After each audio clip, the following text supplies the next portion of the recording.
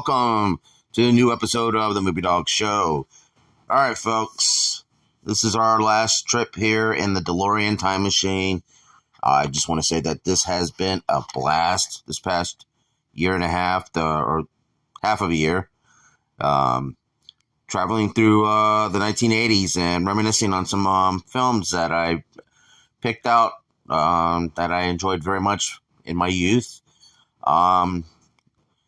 It's the end of the road, as you can see, but not necessarily. I'm pretty sure I'm going to come back and revisit the 1980s. Now we're going to be talking about the year 1989, most specifically the summer of 89, which was loaded with a lot of movies that year.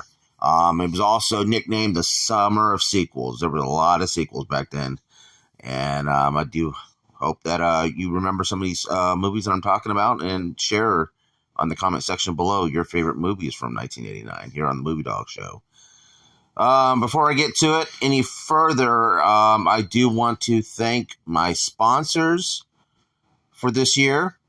The Perfect Spot Tattoo, Sweet Thing Cake Designs, Kayak Florida, Hummel Reaper, Hemp Pantry, Fresh in the Flesh Tattoo, Quality Plasterings, and River Monster Comics. You guys have been a big help this past year. And also, folks, when it comes to the live events, the Movie Dawgs have been proudly sponsoring these major live events. Still to come is Unexplained Con. As you say here, July, but it's been postponed to October. Kramus Con in December, and Merritt Square Mall Con coming soon. Do check him out. Jake Estrada runs them. He's been a guest on this channel many times. And check him out on all social media outlets that you can find, folks. They're worth the money. Trust me. They're absolutely fun. All right. As we are talking about the summer of 89, man, 1989 was a fun year. Movies, it was just loaded head to toe from beginning to end of movies. Movies I can tell you right now off the bat, movies, of course, Batman 89, which we all know that Michael Keaton just recently returned as the Caped Crusader in the Flash movie. Also, Indiana Jones and the Last Crusade, which is, to me, the greatest of the Indiana Jones films. Also, Lethal Weapon 2, which is one of my favorite out of the Lethal Weapon movies. Ron Howard gave us Parenthood with Steve Martin and an all-star cast, including Keanu Reeves, Martin Plimpton, Mary Steenburgen, Rick Moranis. Again, John Hughes and John Candy teamed up with Uncle Buck. A great movie, highly recommend it. Nightmare on Elm Street had one of their biggest openings with The Dream Child. Of course, that year also in horror, Jason went and took Manhattan, went and visited New York. With Friday the 13th Part 8, the Turner and Hooch, When Harry Met Sally, Ghostbusters 2, and Honey, I Shrunk the Kids. Spike Lee's, if you ask me, Spike Lee's on the great film, Do the Right Thing. One of Robin Williams' most memorable roles, Dead Poets Society. Of course, there was a lot of films that didn't get to really make it that well that year. Was, of course, UHF with Weird Al, which became a cult favorite. More cult favorites like No Holds Barred, which was Hulk Hogan's very first starring role, and as he carried his own film, which was not the best film in the world. Just there were so many great films that were cult classics. A lot of sequels. The summer of 89 was also called the summer of sequels. There was a lot of sequels that came out that really did not come to par with their predecessors. Star Trek V, The Final Frontier, is one of the things that comes to mind. Of course, there was a writer's strike the previous year, which really screwed a lot of things up. I think really hurt a lot of these films as well, especially when it comes to the sequels. But of course, Star Trek V was directed by William Shatner. And then there was The Karate Kid Part 3, which was actually the weakest at the time of the only 3 films. There's, of course, a few more that come out. But Part 3 did get redeemed by season 2 and season 3 of Cobra Kai. Um, uh, it was also for the longest time the last year of for a license to kill, the Bond film, Timothy Dalton's last Bond film. That one was really unperformed. It actually was closer to a lot of the Bond film or Bond books back in the day. So it really didn't heave well. It was very violent compared to many other Bonds, very dark. But some big chances taken by a lot of comedic actors. And also, Sean Penn co-starred with Michael J. Fox in a great film called Casualties of War.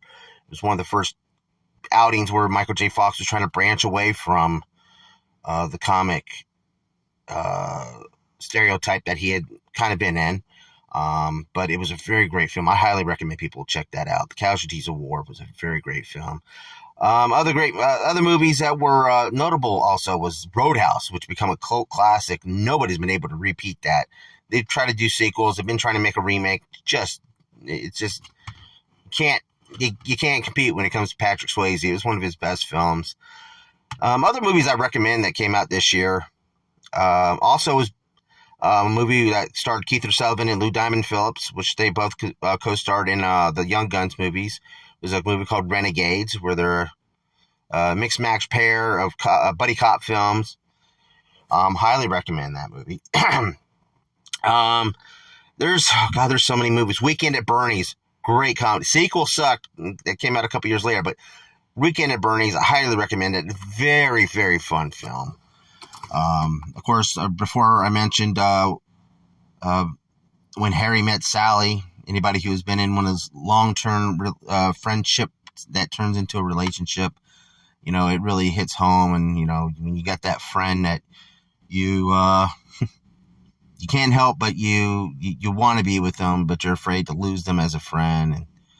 And, we've all had that. We've all been down that road. Of course, the big moneymaker that year, it's a cross between either Indiana Jones and the Last Crusade or Batman. But Batman was a very publicized film. I've talked about it last year on this channel when I did the countdown to the Batman series. Great Balls of Fire, which was a movie that Jerry Lee Lewis starred Dennis Quaid as the legendary killer himself and his exploits. Animation-wise, it was The Little Mermaid, which launched off the Disney Renaissance of that year. For the next decade, Disney started to dominate when it came to their animation films. Also, they had on the Disney Channel a little cute movie called The Brave Little Toaster. You guys get a chance to watch it. Do watch it. It's a fun little film for the kids. Of course, Ghostbusters 2, again, when it comes to sequels, that just did not get on par with its predecessor. Though there's nothing really wrong with the film, but yet when you compare the two, it is a very inferior sequel, especially when you're coming off to, one of the biggest hits in '84.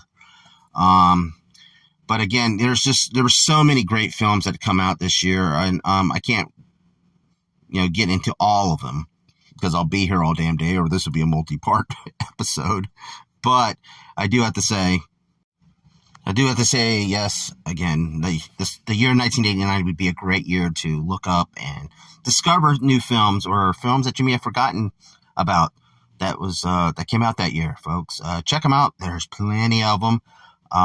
Again, I cannot begin to thank you all who have watched this trip down the 1980s. It's been fun talking about some of these movies that I picked out, especially, as I said, I'll do this again. I'll revisit the 80s again. I'll jump back in the DeLorean and we'll go flying around through the timeline.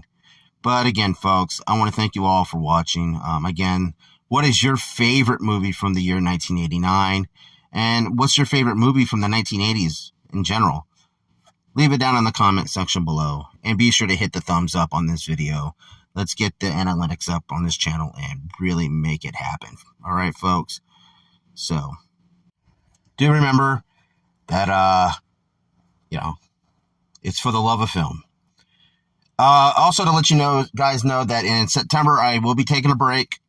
what would be mostly trailers to upcoming episodes for the month of October. I will be doing a horror edition of the Movie Dawgs show all October long. So for the most of the time, I will be taping those episodes, and also I will be filming a wedding in September. So I'm going to be pretty busy trying to edit that one. But again, folks, leave your comments down below. Let me know what your favorite 1989 film was. As I said, great year, fun movies, not so many good movies, but there's a lot of them out there to choose from. I mean, a lot of them end up becoming cult classics. All right, folks, that's all the time I got. And so don't forget, hit that thumbs up. Share this video through all social media, folks. And don't forget to leave your comments down below. All right. Coming soon, the horror edition of the Movie Dawgs show. All right, folks. Thanks for watching. And please keep on watching. Bye.